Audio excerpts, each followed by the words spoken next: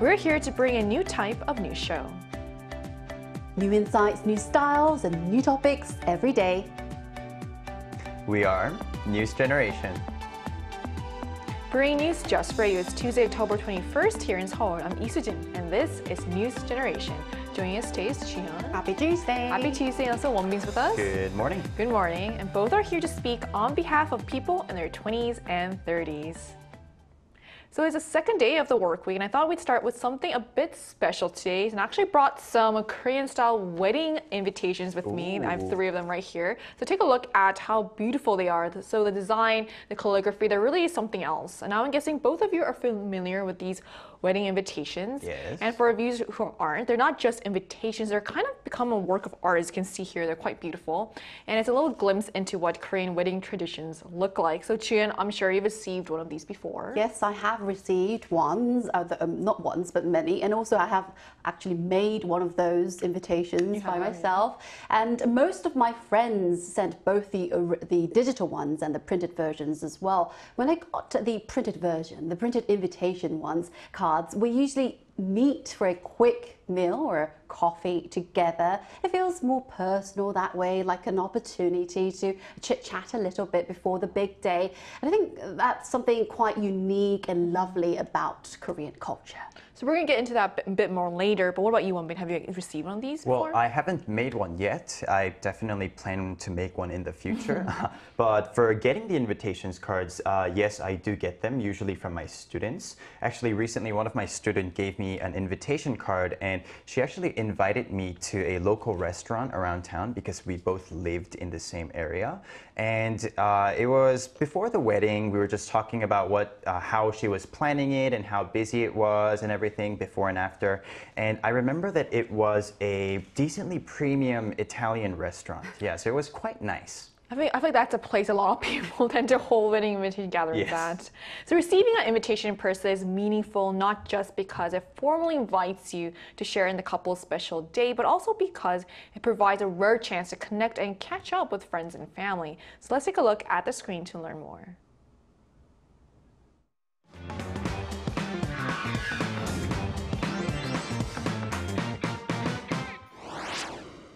It's fall, a season for weddings.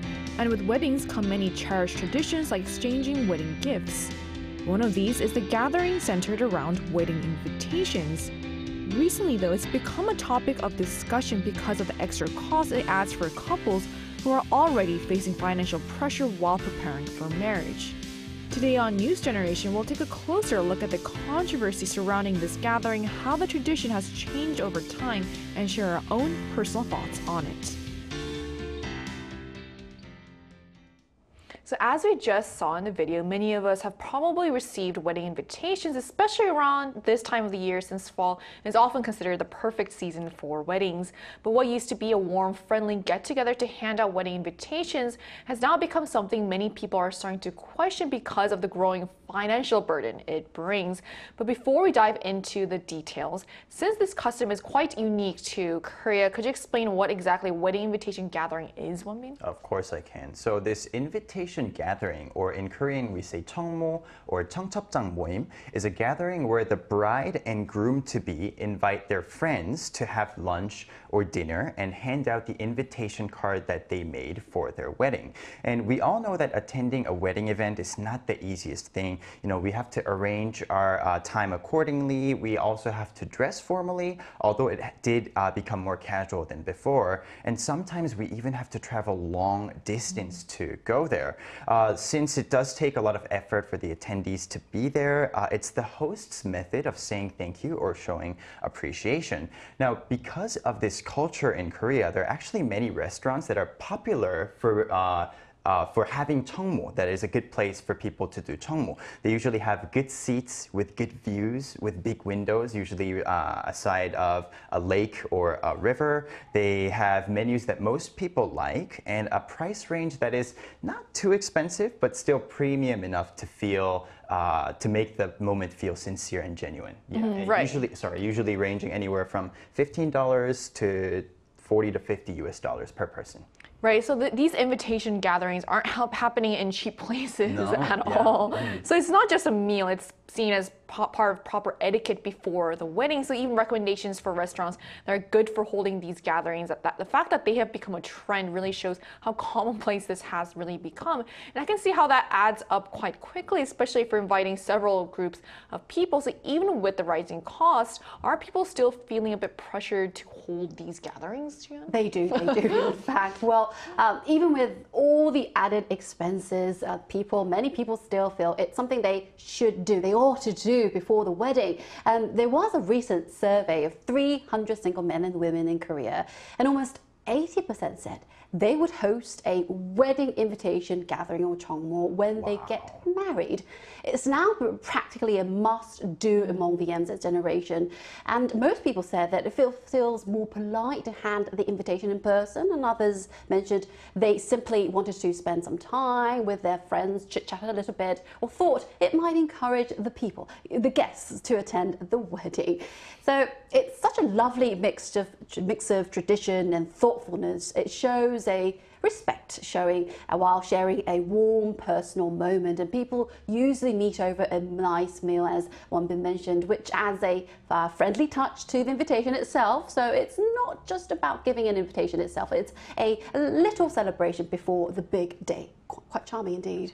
I agree. I feel like there's now like an idea that giving the invitation in person feels more sincere. So it's almost like an unwritten rule now, something people feel that they should do rather than sometimes they want to do.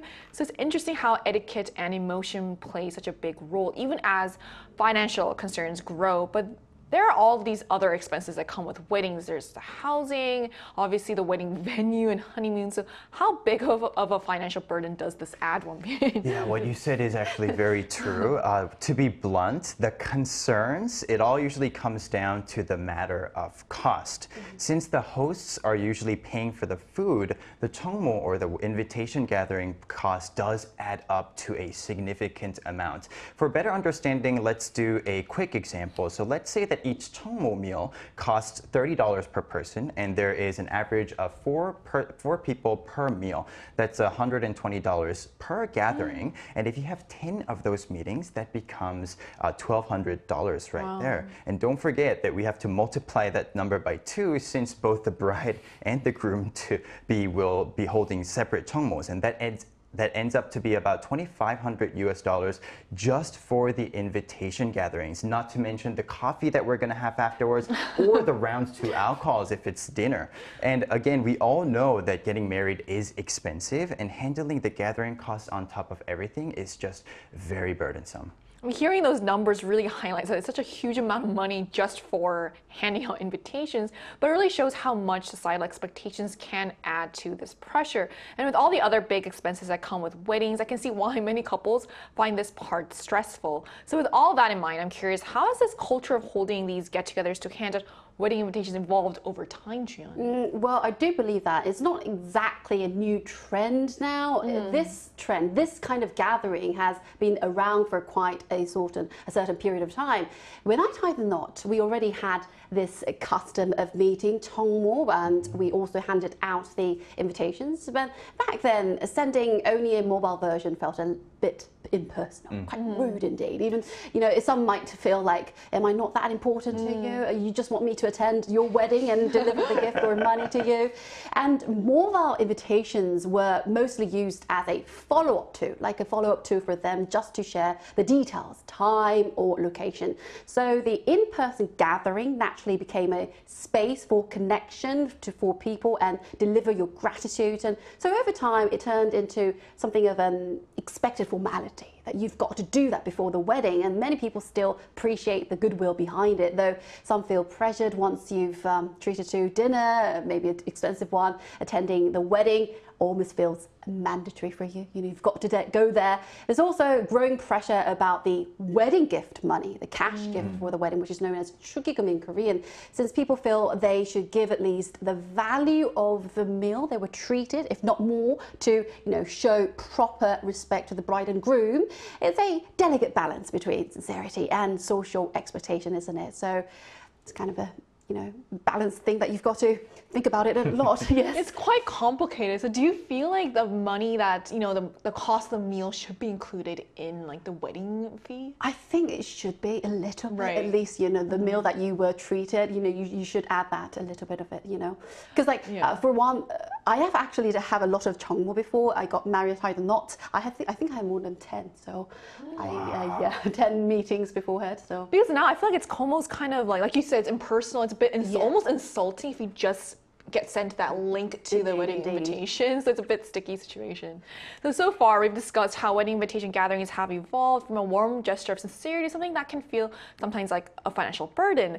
And also to hear a broader range of opinions, we reached out to our viewers on the Arirang News YouTube channel and asked, what do you think about this Korean custom of holding gatherings to hand out wedding invitations? So let's see what they had to say. So according to the survey results, 45% said they appreciate the sentiment, but still find them somewhat burdensome. Another 27% felt that the gatherings are much more of a burden for the couples themselves. And about 20% of respondents said they view these gatherings as sincere gestures, while the remaining 8% gave other responses. So this kind of lines up with what we've been talking about. And so to also get a global perspective, we'll be hearing from a young person currently living overseas who will share how wedding customs abroad compared to those here in Korea. And that conversation will take place right after the break, so don't go anywhere.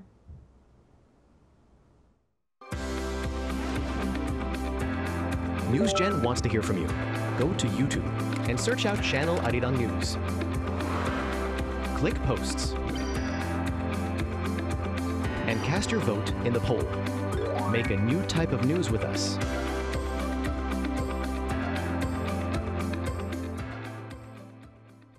Joining us today is Julie, a Korean university student living in Canada. So hi Julie, thank you so much for connecting with us today. Hi, thank you for having me. So how do people usually announce their weddings in Canada? Are there any pre-wedding gatherings or parties? Yeah, so Canada is such a multicultural country that it's really going to depend on the culture. But in the past, it's been a lot of actual physical wedding invitation letters being sent out through mail. But in this past decade, with the evolution of technology and everything becoming so digitalized, I've seen a lot of couples who will actually create their own wedding website where they'll post their announcement and anyone with the link can join and see any live updates. And for the pre-wedding and wedding gatherings, we don't really have anything like that to hand out invitations. We do have something like the bachelor and the bachelorette party, which is exactly what it sounds like. It's a party to celebrate them separately, the couple. There's also an engagement party, but that's also really up to the couple's choice. Creating their own website, that sounds very interesting. Then how do Korean wedding customs like invitation gatherings or giving cash gifts compare to wedding traditions where you live? So from my experience, I feel like the Korean wedding customs are a lot more traditional and they are really respectful to culture, whereas Western wedding customs or Canadian wedding customs, I feel like are a bit more celebratory and have an emphasis on giving the guests a good and fun time. So there's like live music, open bars, things like that. But even like the notion of giving cash as a gift is very quintessentially Korean. It's not very common in Canada. I think it's somewhat seen as direct or a little blunt to give cash in an envelope as a wedding gift. So instead, what the couple will do is that they'll have something called a wedding gift registry. Well, they'll list the things that they would like someone else to purchase, and then the guests can go on and sign off what they purchase. And those are usually like household items, like a toaster, a blender, and things that they'll use in the future. As a fellow Canadian or someone who's from Canada, I can definitely agree with your answer. Now, what are your personal thoughts on the Korean custom of holding a wedding invitation gathering? I love it. I think it's really personal and more intimate. I feel like it's a bit more like respectful than kind of just sending a letter to someone you haven't maybe seen in years, and it gives you the perfect opportunity to see them under such a beautiful circumstance. And also, I think the invitation gathering is kind of the beginning of the union of the two families, which I know is quite traditional, but it is really what the wedding is supposed to be about. And also, I have pictures from my family's wedding gathering, like invitation event, and my parents, like, they look great, and it's such a great memory to have, so it's really lovely. I agree with what you said about how it feels a lot more intimate and it also feels more personal. And also, thank you so much for joining us today. Thank you so much. Thank you. So we just heard from someone who's living in a different country about how weddings are celebrated there, how their customs compare to Korea's, and her perspective on the Korean tradition of holding invitation gatherings. Now, some people criticize these gatherings for being too expensive and even a bit burdensome, but Jun, as someone who's married and has personally hosted these get-togethers, what are your own thoughts on them? Do you see any positive to these traditions, or do you feel the cost outweigh the benefits of I it? think both, yes. It's a very honest answer. Yes, indeed. Well, I wouldn't call these gatherings, these meetings, a bad thing. It's you know, you have that because you actually want to be the people, and they actually have their own charm. Weddings can be very busy, you know, at that time you've got to prepare this and that. It's hard to have a proper conversation with anyone on the actual big day. So meeting close friends beforehand gives you a chance to really chit chat a little bit, talk about your life and where you met your Mr. Right or Mrs. Right, and where you're going to start your new place together. And when a friend who's already married attends that meeting, you can get some useful tips from him or her, like, you know, general information. And when I got married, I also met a few of my dearest friends over a nice meal in order to hand them the invitation card. And it felt more like personal, more sincere, like saying thank you in advance, thank you for attending the my wedding in advance. And there may not be one way to show gratitude or your gratitude or celebrate love, but moments like these can make the journey feels more, you know, sincere, more genuine. And for those who couldn't make it, I made sure to call or send a heartfelt message instead, and I actually met them after my honeymoon. And it's a lovely tradition, really a mix of friendly spirit, gratitude, and a touch of elegance a little bit. And after all, what's a celebration without a little human connection? I think you summed it up really well. As someone who's only been to these gatherings, I mean, it's really nice because, like you said, it's a good time to kind of hear the behind the scenes of how they prepared for the wedding, like you said, and also, but I understand from their perspective, like you said you held more than 10 of these. Yeah, so I can understand how expensive these can get. So it's a double-edged sword, and it's a really thoughtful way to look at it. It's more about spending quality time with friends than just handing out these invitations. And I also love that you found a way to include those who couldn't make it with a call or message. You did a really great job of following up with them. It really shows how people appreciate it when they see others make an effort. So in a way, it turns what some see as an obligation to a meaningful moment to connect. So what about you, woman? What are your thoughts on this custom? I just want to say that I could really feel the experience of invitation gatherings from your answers. It was just so perfect. I don't know what else could there be for me to add, but in my opinion, I agree with everything that Chun said. And on top of that, for me, it doesn't really matter if I meet the friends before the wedding. So if I do meet my close friends, sure, I'm more than happy to meet them. But if I don't, it's not a big deal as well. And it's because when I meet my friends or when I meet my close friends to eat food or in general, we know that we don't do maths when we meet. Like, we don't think about who's gonna buy or who's paying more or less. You know, I'm always more than happy to buy him a meal, and he's always ready to do the same for me. So having a meal or the price of the meal that we're gonna have is absolutely not important at all. Like, it can even be just a quick meetup for a coffee. The important part is that we meet. So, and even if we don't meet because of any kind of reason, again, it's not a big deal for me. So with close friends, I'm more than happy to meet and talk with them, even just for a cup of coffee. If not, it is what it is. I agree. And even though the intention is good, making it feel obligatory can create unnecessary pressure. And what you just said is a reminder that culture customs should adapt to people's real lives and not just be followed out of expectation. And with changing attitudes and lifestyles, how do you think the culture around wedding customs are evolving or will evolve in the future? Well, I'm not sure how this custom will change in the future, but it is definitely evolving already. And these days, more couples prefer small ones, intimate wedding styles, or even party-style celebrations. Traditional elements like officiants or ministers, or even the pebek ceremony, which is a Korean traditional post-wedding ritual to honor the parents after the wedding, actual wedding, are slowly fading away. And even my brother had none of these just a few heartfelt word shared by both fathers. So perhaps in time, those pre-wedding dinners will also take off on a new, lighter form in the future. And after all, you have nothing to prove by following every old custom. Just sharing the joy in your own way is enough. Less bowing, more celebrating sounds fair to me. As someone who's obviously hosted a wedding, what's one tradition you think could be left out? Could be left out, or 예단 or 예물. We talked about this in advance, that the 예단 or 예물 is the ones that you exchange those jewelry and these expensive, the money itself. Gifts, And you give cash gifts, or right? luxury items to each other. That's fair, that's fair. And that's a great point. As weddings become more personalized, the whole culture on invitation gatherings will naturally shift as well. So what are your thoughts on this? Well, I agree. Again, I agree with what Xian said. She's much more experienced in this area. I personally think that we should stop thinking the wedding day as a special day or, a once-in-a-lifetime event, because just hear me out. Okay. I have a reason.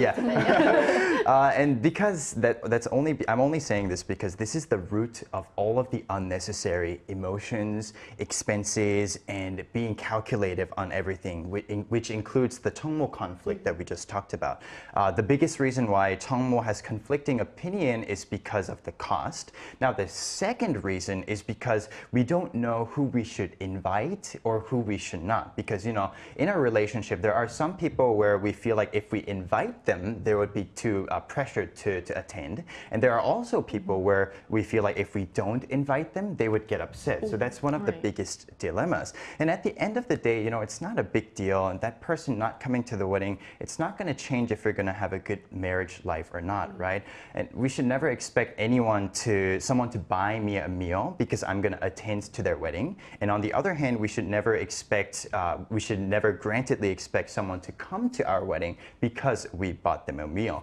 People can have other plans or other situations, problems in their own life, and I don't think that we should get too upset for them not coming. However, with that being said, I am very happy that people are challenging this culture, because this means that this culture is changing, and I hope that it can change in a better way that can benefit everyone.